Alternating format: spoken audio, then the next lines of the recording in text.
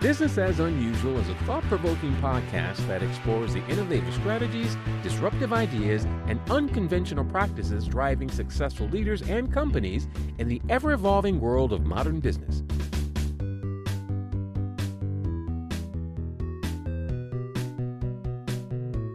Subscribe, comment, and share for weekly inspiration with our host, Aisala. Hi, welcome to Business as Unusual. This is Aisala, and I'm here today with Kevin Neal of Building Bridges to Better. Welcome to the show, Kevin. Hi, Aisala. How are you? I am so good, and I am so happy to have you on the show. I'm really glad that you agreed to do this. I look forward to having a chance to talk more in depth about what you're up to. I'm so glad that I could be here today, and I'm sure we're going to have a great conversation. I am too. I have a predilection.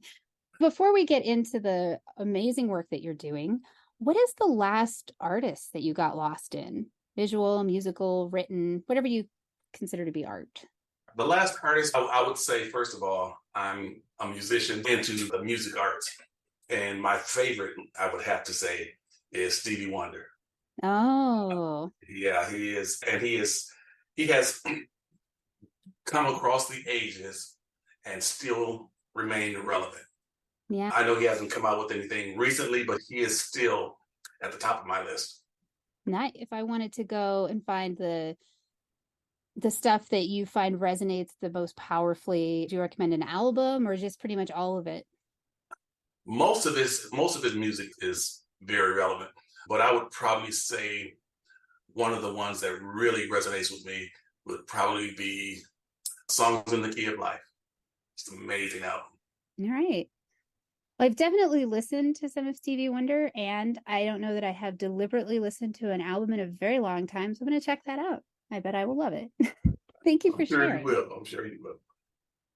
So will you tell folks that are listening about your business? I am a speaker, a coach, and a trainer. I'm also an author, but what my business does is I help people to unlock their potential by embracing their wins and their losses in their own story. And they do that by leveraging these past wins and losses and learn how to live, work, and relate in alignment with their own purpose.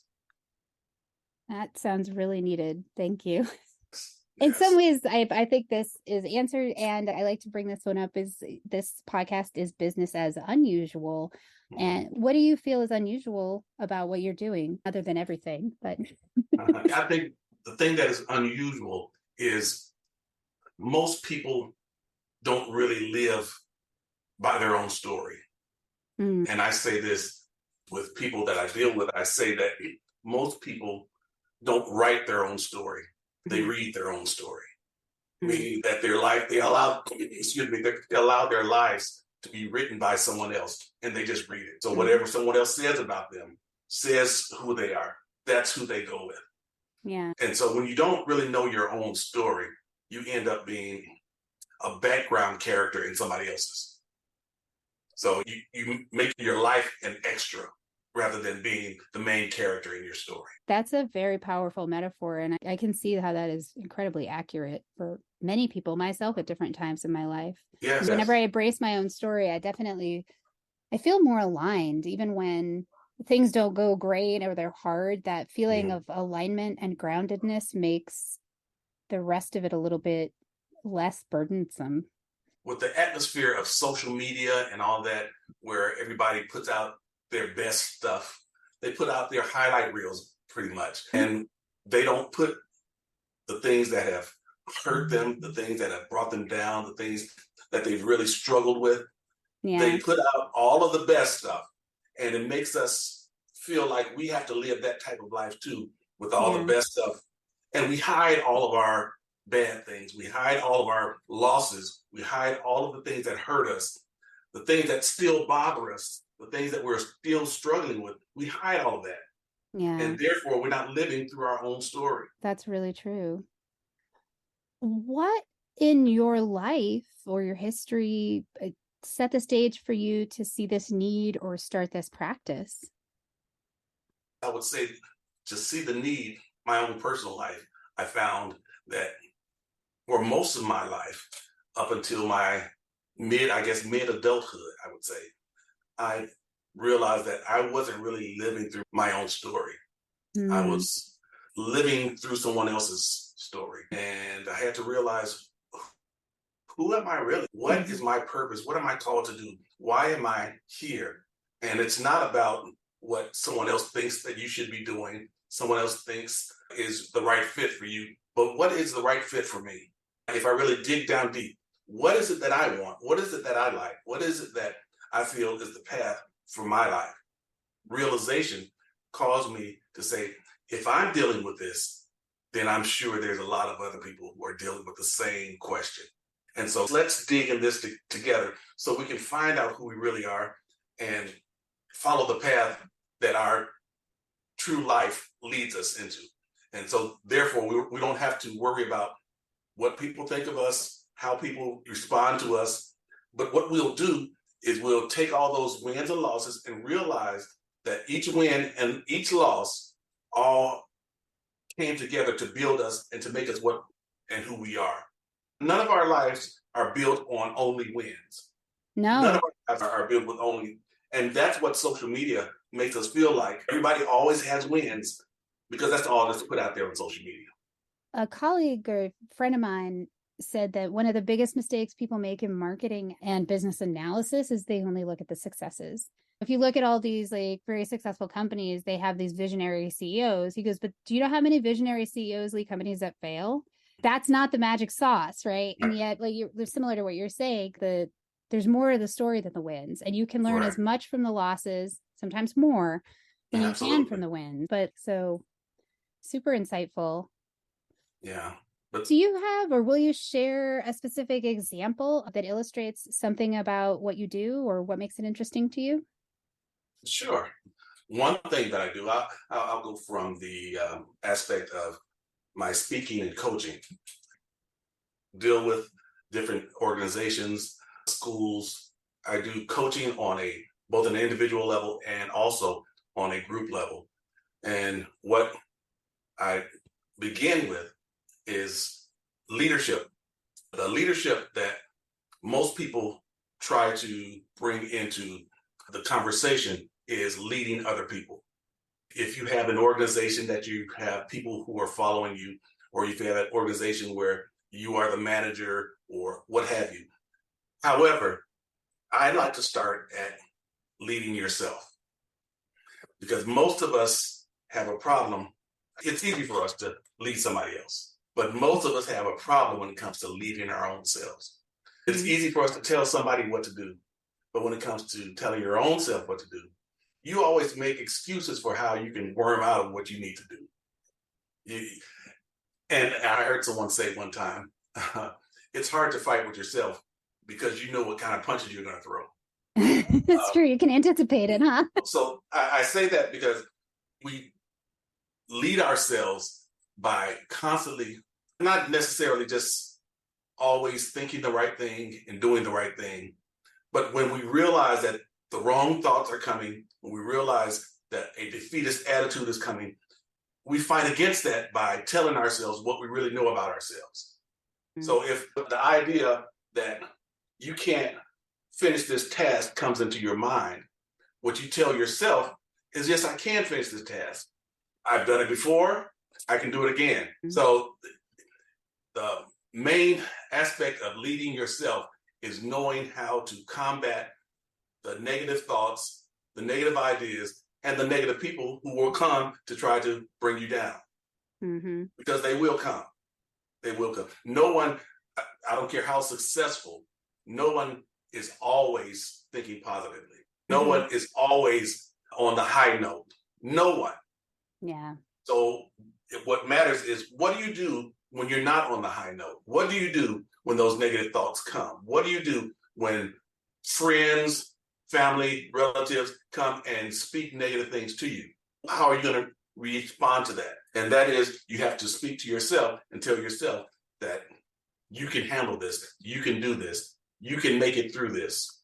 How do people receive that? Do you feel like it's something they can understand, like intellectually, and then dive into? And I know you're generalizing, so Or do you feel like it's more they don't, like, they resist that? Or is there any kind of typical way that you've seen people receive it? Or do people jump on it like, yay, this is great? Unfortunately not. They don't all just jump on it, because it's much easier to allow negative thoughts, negative influences to take control of your life than it is for positive. I remember hearing a statistic one time that it takes, I think it was 7 times more times for something positive to take root into you than something negative. And that's an amazing statistic, because if you have negative thoughts, negative people, negative influences around you all the time, then you have to have so much more positivity in order to combat that. So the number one thing I would say is you've got to limit the negative influences in your life, negative impulses, the negative people. And I know sometimes it's our families, it's our friends, but we have to limit that, because it's hard to overcome all of that negativity with a positive mindset. I was recently reading an article in NIH, the National Institute of Health, about polyvagal regulation, which is there's a decent amount of evidence for, not only is it the negative things that people say, but we literally co-regulate our nervous systems, the people who are around us. So if somebody has a very negative perspective, even if they aren't speaking it regularly, when you are around them, you're sharing your positive nervous system with their negative orientation, and they're sharing theirs with yours. Right. And so that's why if you have a big group of people and one of them tends to be a little bit of a downer, it's not as big of a deal, because there's enough tipping point to move it. And I do feel like that's true. Part of the article was talking about how sometimes you meet people and you just feel good. And that's that co-regulation thing. They're sharing that feel a good thing that they have with the people around them. I wrote a book called Embracing Your Superpower, Reactivating the Power of Imagination. And some things that I found in my research for the book was about how the brain works, and how the brain is like any other muscle in our bodies. It doesn't naturally want to work out. It doesn't naturally want to exercise. It wants to take the path of least resistance. And when we talk about mindset, our brain is going to automatically follow the line of least resistance. The neural pathways that are created in our brain, the brain will always follow those same pathways unless we make sure that we change them. And the only way that we can change them is by doing things differently and repetitively, because our brain has created these pathways over time, over years of our lives. And it's going to constantly go to those that has been filled with negativity, or your life has been filled with failure, or your life has been filled with people around you who always tell you that you can't or you won't. Then that's what your brain is going to always default to. It's literally how your brain works. Yes. And when we start rerouting those neural pathways, it's hard, it's tough, because our brain still wants to default. And you're going to constantly have to tell yourself, do the things that will make for a better you, for a better life, for building yourself up. Otherwise, your brain is going to constantly go to that default. It's really true. And I'll tell you, this segues a little into my next question, but you just reminded me of an experience I had when I was in 7th grade. Our drama teacher was out sick. And so our principal came. He didn't know anything about teaching drama. So he sat us in a circle and he's like, how you guys doing? And one of the guys next to me said, life just sucks. It's stupid. And he goes, that could be true. He said, I'm going to try something. He goes, I want y'all to close your eyes and I want you to think about last week. And I want you to think about everything that happened. And I want you to think about how it was a really bad week. And then I want you to look and see if you could see all the things that made it bad. And I was that kid who was like, okay, I'll do this. So I did it. And I was like, oh, he's right. Last week was really bad. This happened and my mom get mad and this dog. He goes, all right, now I want you to close your eyes and I want you to think about last week. And I want you to think it was a good week and come up with all the evidence for what made it a good week. And I was like, oh yeah, I can see my friend. And we went to this cool restaurant. And I was like, wait a minute. It was a good week.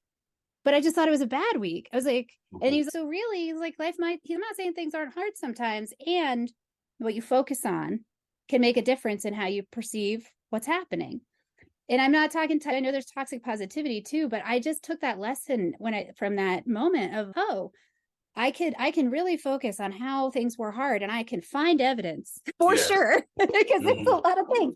Or I can focus on the blessings I have and the joy I have, and I can also find evidence for that. It's just one or the other. Then why don't I just focus on how things were going well and how I'm grateful to have the gifts in my life? And once again, I know there's times and that's not as workable, but it was for the places where it is about perspective. I feel like that's always a great reminder to really embrace. Yeah, maybe there were challenges, but I overcame them. I could focus on that instead of, oh, it was so hard and I'm going to die. Yes, it all has to do a lot with perception and how you perceive something. If we could always look at things not as a negative or a positive, but if it's something that has dealt us maybe a negative blow. Yeah. What can I learn from this? Yeah. What is it that this has helped me to see? Because everything that we go through in life, it's for a purpose. And what we need to look at is, what is that purpose for this particular thing? Even though it's painful, even though it's traumatic, what is the purpose for this? And we may not see it right off the bat. And a lot of times we have to go down the road until we can see why that happened, or we'll see what benefit. And we don't like to look at things that are negative as a benefit, but there's some benefit in everything. Yeah. No, it's really true. You can always find that silver lining. And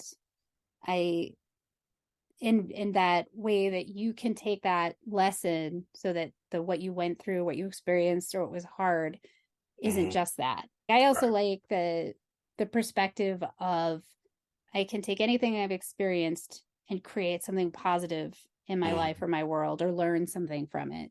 And I think it could be a very powerful way to meet the many challenges and opportunities of the life that we are in.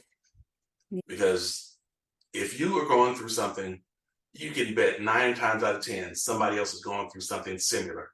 Yeah. And when you go through it successfully and learn from it, you have something to tell somebody else that is going through that same thing, or something that is similar, that could help them through it. And I think that we're all on this earth to help one another.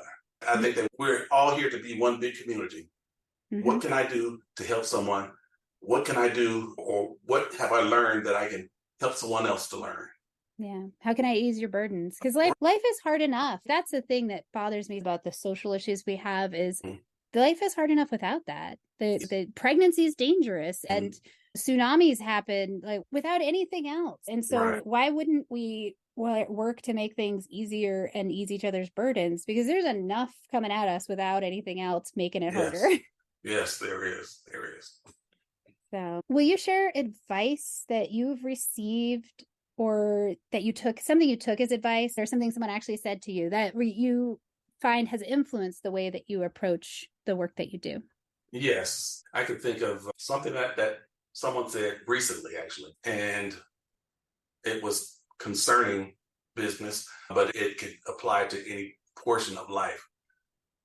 And what they said was,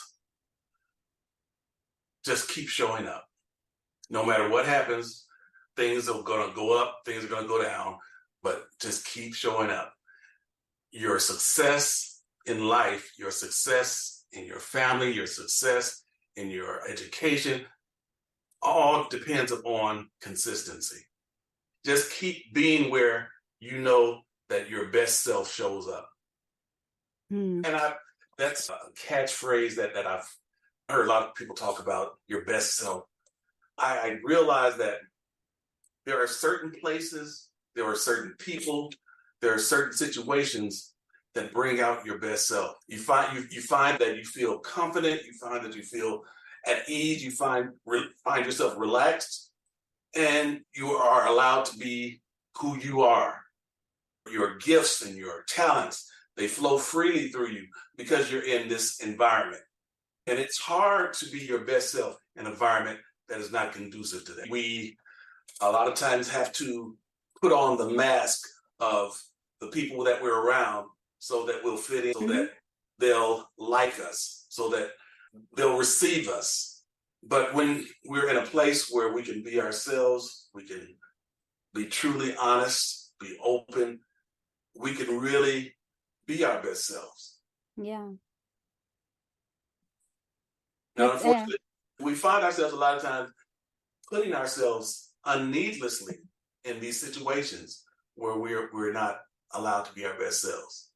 At the times in my life where I've been reluctant or nervous to leave something that I knew wasn't serving me, whether it was a social group or a work situation, it was a sort of a thinking in my head that was not accounting for the full scope of change, if that makes sense. So I was clearly, this isn't quite right.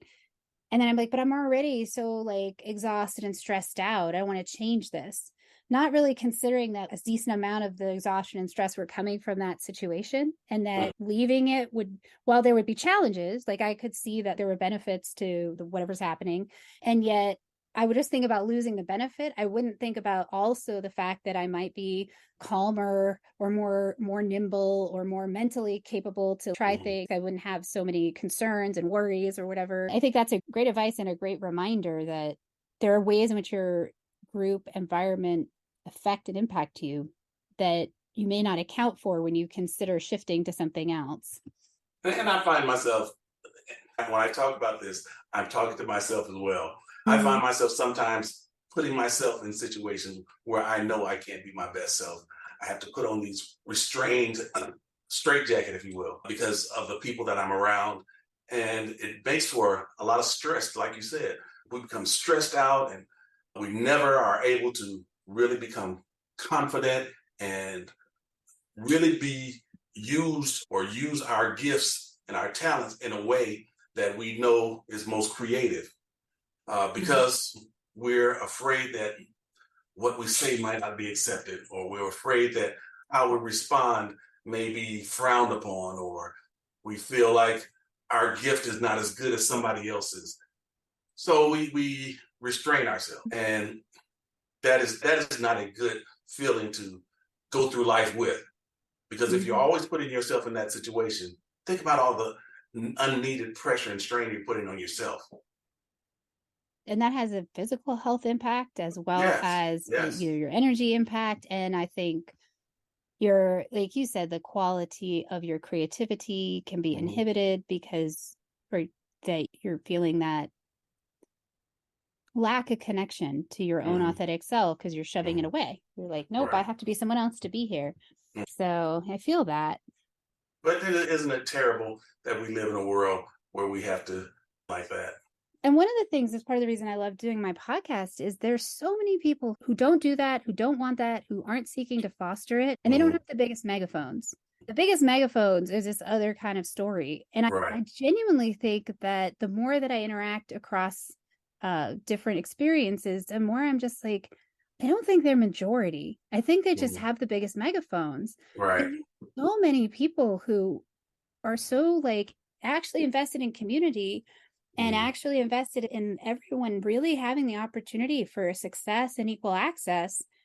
And that's where I love what you're talking about in terms of helping people to embrace their wins and really getting out there. There's more to this than focusing on success, and also just really trying to get the word out that you're not alone. If you want to be creative and if you have an idea that's different and you feel like isolated in that, understand that's a megaphone telling you a story that isn't actually the most accurate representation of what's happening. There's so many people that care and genuinely will step out and try. And I think there's enough of us that care, will step out and try, that we might influence some other folks if we got maybe some more megaphones.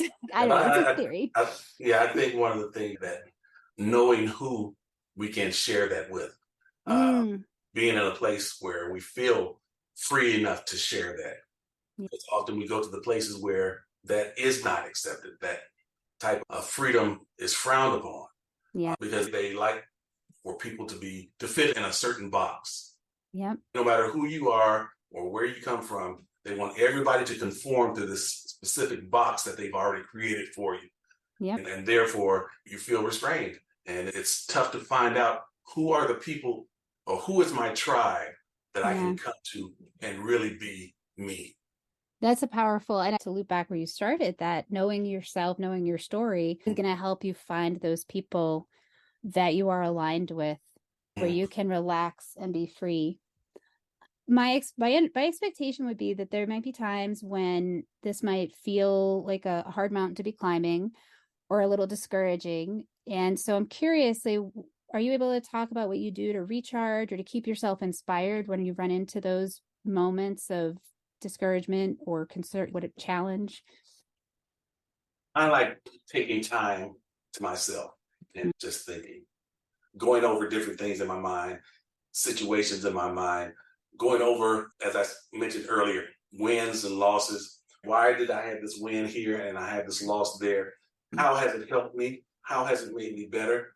And what has it put me on a path toward going forward? And those alone times, I think, are some of the best times for anyone to recharge.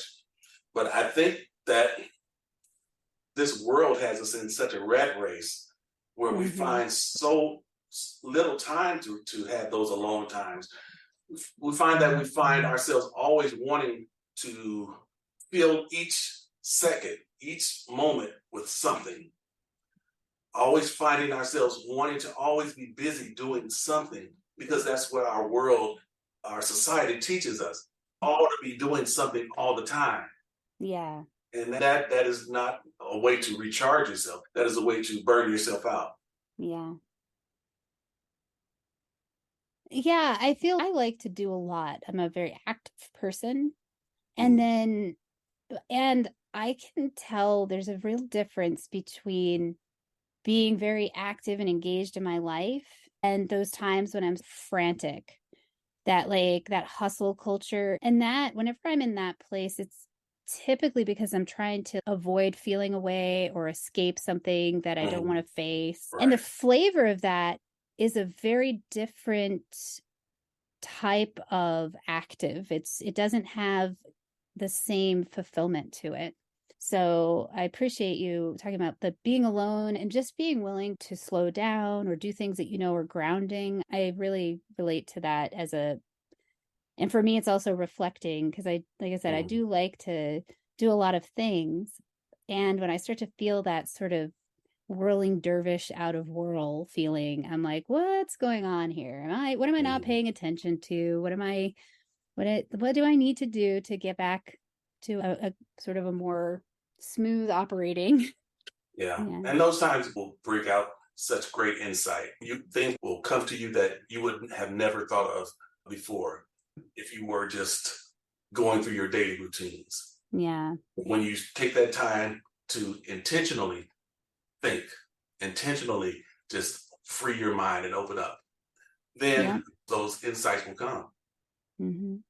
Yeah. I like to run, and I find that I need to schedule a little time when I get back, because usually right after a run, I have such great ideas. Sit down and type out a blog or something, or get the notes out before I lose track of it. What does success look like to you? Or how do you define success? I would define success as being in a place where you feel that you're being used with all of your gifts and talents to help others, to upbuild others, and to bring yourself to a place where you know that you have done everything that you can, or everything that you've been called in this world to do. I think it was last year, and I've said it at other times, but one of my greatest fears is leaving this earth with work undone, leaving this earth with a lot of the insight, a lot of the gifts and talents within me unused, because so many people have so many gifts and talents that no one has ever heard of, that they've never shared with anyone. And that is not what I want my life to end with. I want to be able to say that I'm empty, that I've emptied out everything within me. I've heard the phrase, leave it all out on the field. Well, I want Mhm. to leave it all out in this life. Nice. I like that. That feels very inspiring. Thank you for sharing. Who do you typically work with, or who would you say thrives with your service? I typically look toward professionals who are looking to either overcome obstacles or feel like they're stuck in a particular place or feel like they've plateaued and they know that there's something more out there. They know that there's a higher level for them, but they don't know how to get past the chasm between where they are and where they want to go. And so that's the type of people that I deal with. And this could be professionals who are currently in a executive or professional position, or it could be students that are looking to move into a professional position. And so for folks that are listening and they're just like, oh, that's me, how do they learn more about what you're up to or get involved or follow you or hire you? What's the best way for them to connect? I would say the best way is to go to my website, Okay. which is kdnealbuildsbridges.com. KD Neal, Neal, buildsbridges.com. And that's my website. And you can find all of my information there. You can also follow me on Instagram at KD Neal.